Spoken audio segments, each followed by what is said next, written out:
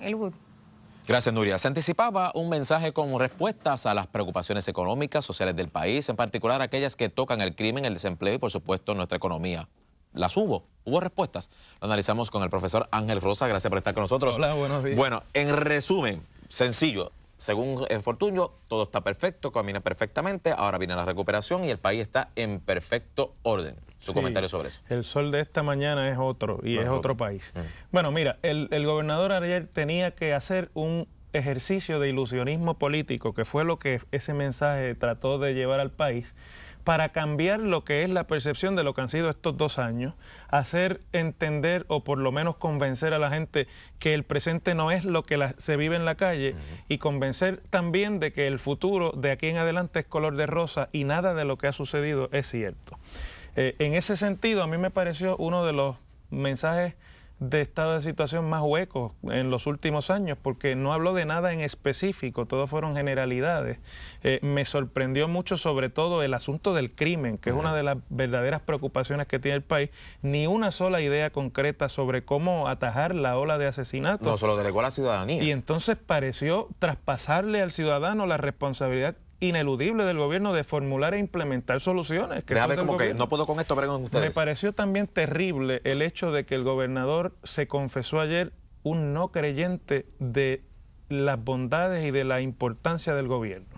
Y le dice a la gente que el gobierno lo que tiene que hacer es salirse del medio, de manera que si eso lo cree el que está mandado a dirigir el gobierno, pues imagínate, esto es un proceso de desmantelamiento de lo que hace el Estado por el resto de los ciudadanos, especialmente por los pobres del país. Pasó de refilón por lo de los despidos de la Ley 7, ahora lo llama el Plan de Estabilización Política, de Estabilización Fiscal. Como una vía verde. Y la vía verde va, según él. Pero a lo que iba, un plan de estabilización fiscal en el que no le dice al país, en realidad, cuáles son los planes para crear los empleos que el país necesita en los próximos 2 años. Él alega que hubo unos 23.000 nuevos empleos. 23.000 nuevos empleos, pero hace 2 años en ese mismo mensaje le prometió al país 130.000 empleos a través de las APP. No mencionó ni un solo proyecto de APP que esté formalizado y concretizado en el país. Y entonces se agarra de la tabla salvadora de estos cambios al Código Contributivo como el mensaje de aquí hasta el final del cuatrienio. Inclusive le dice al país que hasta la recuperación económica, es decir, que se creen empleos y llegue inversión al país, depende de que funcione los cambios al Código Contributivo. Y me parece sobre todo muy preocupante, ni una sola palabra sobre educación y sobre las realidades del sistema educativo en Puerto Rico, tanto el escolar público como el universitario público. Que se habla de una, en el caso del sistema público de enseñanza, se habla de una posible intervención de los federales allí y una sindicatura. Bueno, y fíjate, este mensaje es un asunto de si el país cree o no cree lo que el gobernador dijo anoche. ¿Y usted? Allí. Yo en realidad tengo muchas dificultades para creer porque no me dio ayer en ese mensaje ni una sola herramienta para yo entender de qué se trata su proyecto, que no sea desmantelar el país, el gobierno, y hablar de una reforma al Código Contributivo sobre el cual se monta no el futuro del país, sino la campaña de su partido a la reelección en las próximas elecciones. Estuvo hablando de eso y dando cantazos con eso toda la noche.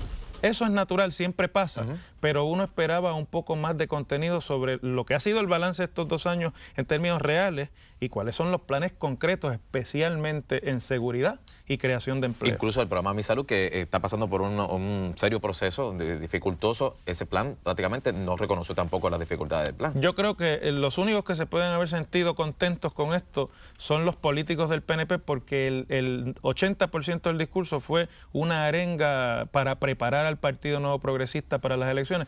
Eso yo creo que puede que lo haya logrado, consolidar un discurso que parezca que hay cohesión dentro del PNP. Ese Fortuño que usted vio ayer, ¿es candidato a la gobernación, a la reelección, o es candidato fuera de Puerto Rico?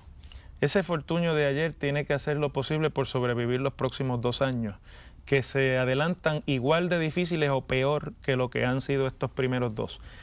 Yo en realidad creo que el gobernador no es viable para la reelección ni ahora ni de aquí a 2 años. ¿Y ese Fortuño le da más fuerza al Partido Popular y su casi candidato García Padilla, o no existe oposición? El Partido Popular tiene que componer un mensaje institucional de oposición y una coordinación a una respuesta de todos estos argumentos. Ayer, por lo menos yo, no lo vi, no lo observé. A lo mejor no pude observar la televisión en ese momento, pero eché de menos esa coordinación institucional del único partido de la oposición en Puerto Rico. Le damos las gracias por estar con nosotros y, por supuesto, esto seguirá dando de qué hablar en los próximos días.